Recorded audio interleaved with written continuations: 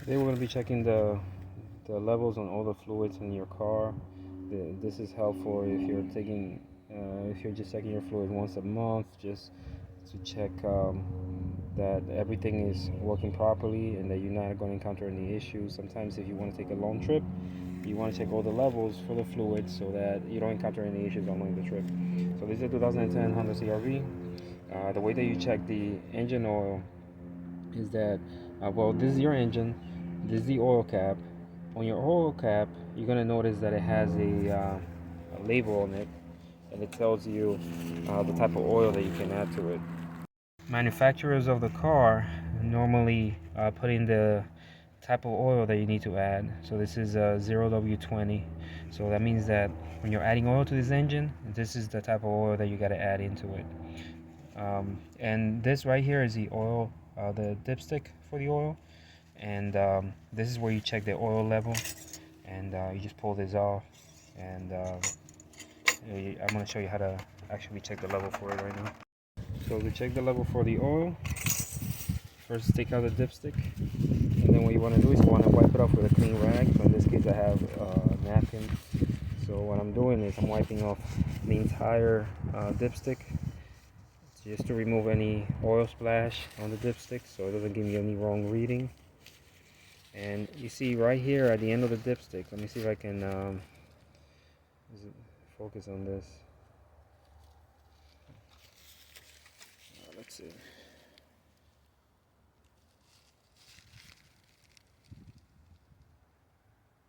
Alright, I guess it's kind of difficult to get it to focus. But you see the dipstick right here has two holes on it. Your oil should be in between those two holes. If your oil is anywhere near this bottom hole here, that means you must add some oil. Just bring it up somewhere around this area. Oil up to here is just fine. That's actually perfect right here. But you always want to bring your oil anywhere from down here all the way to this area here. But that's basically what you consider a good and normal levels of oil right up here. Everything down here is you should never have your oil all the way down here. You must add oil, and again, 0W20 is what this vehicle takes, so therefore that's what you're going to add in here. So next, now the dipstick is clean, now I'm going to go and insert the dipstick back in. So you push it in all the way down. So now once it's all the way down, then you take your dipstick back out, and then you inspect the dipstick. Let's see. So let me see if I can see. You can see it now. All right, there we go. So as you can tell, you see the oil goes all the way up to here, to the top hole. That means that the oil is full, and you see on my finger, you can see the color of the oil. This is a very clear color, which is good. That means that the oil is not being burnt. It's not burned oil. It's clean oil. In fact, this oil, I changed it about a week ago. So that's why you see the clearness in that oil. All right, so that's how you check your level.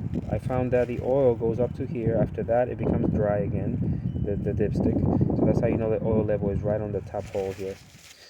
Now, one thing that you got to remember is when you're checking the oil on your car, make sure that if you were driving the car previously and you just parked the car, just give it at least 15 minutes of it sitting there, so that the oil can basically come all the way down to the oil pan, because a lot of that oil is already splashed up on where the area of the pistons and all that. So you just want to let all that oil drip all the way down to the pan so that you can eventually check the oil. And for that, you got to give it about 15 minutes of sitting there, so that way you can check the oil level. And again, the car cannot be on. Just leave the car off. So something that you might be adding more often than not will be the windshield washer fluid. It's basically the fluid that splashes over your windshield so that the wipers so you can clean the windshield. So this is where it's located. It has that blue cap on it, and it shows the windshield basically. And now what you do is you pull this up, and you pour the windshield washer fluid in there. Don't just add water to it, especially if you leave north, because it's gonna freeze in there and nothing's gonna work after that. Um, Now I'm gonna show you what liquids you can add in here. By the way, this one you can basically add it all the way up to the top here. You don't have to just go to any level here. You can put it all the way to the top. There's no issue on this one. Now let's see what the fluids you can add in here. This is the type of windshield washer fluid that I use. It's an all season fluids because I'm on the East Coast, and we have winter, summer here, spring and all that. So we need something. Well, I need something that can work for the winter and for the summer. So this is what I use. It doesn't mean that this is the only thing I use, but for now this is what I'm using. Also for the oil, so you can see how the bottle looks. This is the type of oil that I use. It's a full synthetic 0W20 motor oil. I get this generally from Honda. Sometimes I find it online, either on eBay or Amazon, and depending on which one is cheaper, I just buy them. So that sometimes I buy them in cases, like 12 in a box. It comes out cheaper when you buy them online, in dozens. And this is the other one. This is the same. This is the same thing. They just have a new bottle, but you can also find it with this color. And again, it's the same thing. 0W20 motor oil, full synthetic, from Honda. So now that we went over the windshield washer fluid, and you know basically how much to add and how far to add it. Now for this car specifically, this is a 2010, so they use power steering fluid. So for power steering, it's basically the pump that helps you move the car right and left, and it becomes so you feel it so easy when you're turning the car. When you're turning the car left or right, you kind of like feel that it's easy to turn it. But if the pump for power steering is not working properly, it's going to be so hard to move that car to the right, to turn it to the right, and turn it to the left. And this is what helps. So there's two lines here. There's a bottom line and there's a top line. The bottom line is the minimum amount of fluid that you should have in this container, in this reservoir, and the top is the maximum. So the reason why you don't want to add too much in here is because when the car is on, this fluid expands, and when it expands, it might come out through here, or if you have poor seals or poor connections, they might end up leaking through from those connections because of the pressure. So just remember, you want your fluid somewhere in between those two lines, the minimum and the maximum line. And I don't have the bottle for the power steering fluid, so I can't really show you. But what I'll do is I'll put a link to it so that you can see the one that I use, which is a Honda power steering fluid. And I strongly recommend you use Honda for all your fluids, except the windshield washer fluid. You don't really need a Honda fluid for that. But for everything else, I strongly recommend you use Honda because the engineers created that specifically for your car, and if they did that, there must be a reason why. So let's take a look at the next fluid.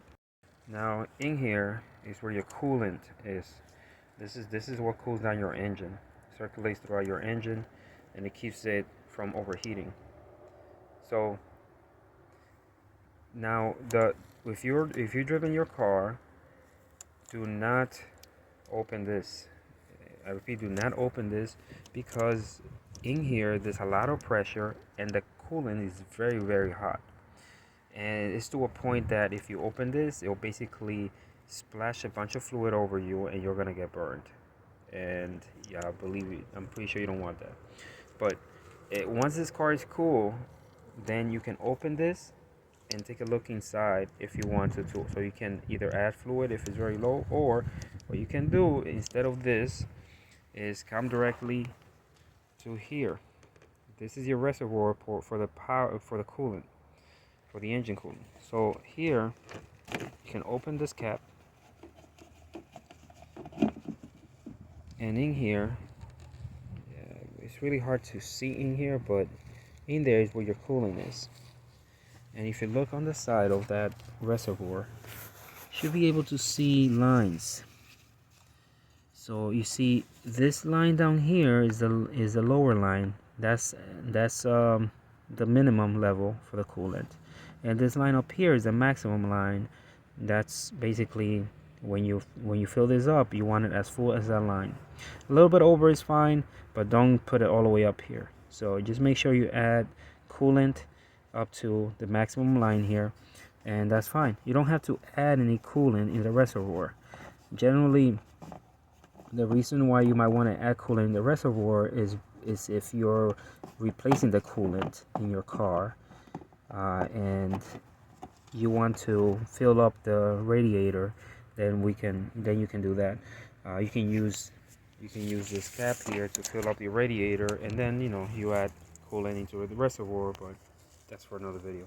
So for now, what you want to do is look in here and look at the coolant level, and in this case you can tell that the dark area down there, that the coolant is all the way to the maximum level.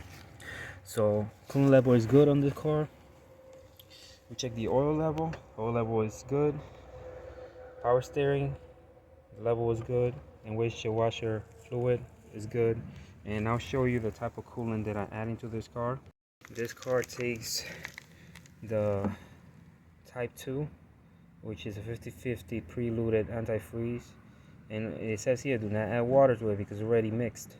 So make sure that you actually add this type of fluid, and this is a blue in color fluid. And again, I usually buy stuff from Honda, so that's the type of fluid that I add to this car. Next, we're gonna go to the brake fluid. This is the brake fluid for your car. This is where your brake fluid is stored in your car, basically part of it.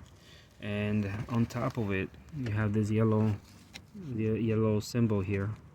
And in here, this writing here, it tells you the type of brake fluid that you need for this car. Very small down here, you see it says .3. So you need a .3 brake fluid for this car to add in here if this is very low. Now I'm going to show you the type of fluid that I add to this car. So you see I get this one from Honda. This is a brake fluid .3. And if you're getting brake fluid, don't just get it and store it in your house. They tend to absorb a lot of moisture from the atmosphere, and if you open this fluid, then it'll probably go bad in a couple of weeks, probably a month. I wouldn't keep this. I would just buy the bottle and then use it within a week, so that way it doesn't absorb moisture and then deteriorate over time quicker. So this is the type of brake fluid that I add to the car, and let's check the level. So brake fluid has a minimum level, which you can see it over here. It says min with a line here, and you have a maximum level. Now, if your brake fluid is somewhere here or here, then it should be fine. Generally, what happens is as you use your brakes, they wear out, and as they wear out, some of this fluid goes down to near that piston area of your brake caliper, and what happens is that the fluid level starts going down, further down, and then somewhere around here, you might, once you start to see the fluid somewhere around here, your brake pads probably are wearing out. So just check your brake pads to make sure that they're still good. If they're not good, obviously you got to change the brake pads, and once you change the brake pads, you'll notice that this fluid will go back up to its max, or pretty much somewhere in between the min and the max. Now, if your brake fluid is below the minimum, yeah, you're definitely going to have to add some fluid. Just bring it up to somewhere around here, and then find out why that brake fluid is below the minimum. You might have lost brake fluid somewhere, or maybe your brake pads are really bad. So just make sure that you check for that. But yeah, that's how you check your brake fluid levels. It has to be somewhere between the min and the max, and the higher it is, the better. And now the transmission fluid. Transmission fluid is all the way down here. You see that yellow dipstick right there? So what you have to do is you have to pull on that dipstick. And there we go. Once you pull it out, here's your dipstick. We gotta wipe it off, but in the meantime, you see down there, there's like a tube. That's where the dipstick goes. And what you do is, that's where you add fluid if you're low on fluid. But let's check the dipstick. So what we gotta do is we gotta wipe off all the excess fluid here. So take a clean rag. In this case, I have a clean napkin, cleaning everything off all the way to this area here, the tip of it. And as you can tell here, there's two holes. So you see how it says hot? So we're gonna make sure that when this fluid is hot, we're gonna check it, and it should fall between these two holes right here when it's hot. So let's check that. So what we have to do is we got to turn on the engine, and we got to get the car to operating temperature so that we can check the fluid level afterwards. Again, we're going to turn off the car after it's at operating temperature, so that way the fluid is hot, and we can check the levels after that. Car is on, so now what we got to do is wait until the temperature right over here goes to operating, which is slightly before that little oil sign right there. So I'm gonna wait until that goes up and show you what to do. And this is how operating temperature looks. So it should be about 8 little bars right down here. And what we do is turn off the car now, and let's go and check the fluid level. Again, we're gonna reach for the dipstick, get it out. We're gonna have to wipe off the excess fluid.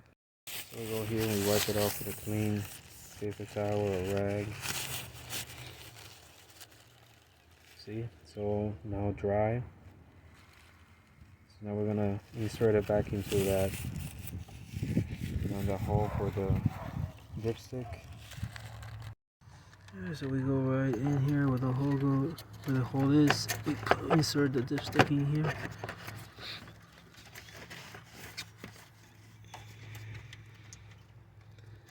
And make sure it's all the way in. Once it's all the way in, pull it back out, and let's inspect the levels. And as you can tell, level is about right. It's right in the middle. You can see the fluid where the hot is. The hot has a little bit of red fluid on it, so that means that the fluid level is just right. And the fluid color, you see, is like kind of like a bright red, which is still good. If it was a dark red, we'll probably think that the fluid is not good anymore. And what I do is I usually change transmission fluid every 30,000 miles, and this is what I use. So I use the Honda Genuine automatic transmission fluid, ATF DW1. Same thing, I always get this either from a dealership, or I go to eBay or Amazon and I buy like a dozen, because it's cheaper to buy them in dozens than buy them one or two at a time. And that concludes the fluid level check. And just in case you have to go on a long trip, that's very useful to do. And it's also useful to do it every month or so to make sure that you don't have a leak in your system, because you don't want to find out when the engine seizes or when you get that overheating on the engine. You don't want any of that, so always be on top of it every month. Also, if you're going on a long trip, you might want to go to AutoZone, and they'll do a free battery check.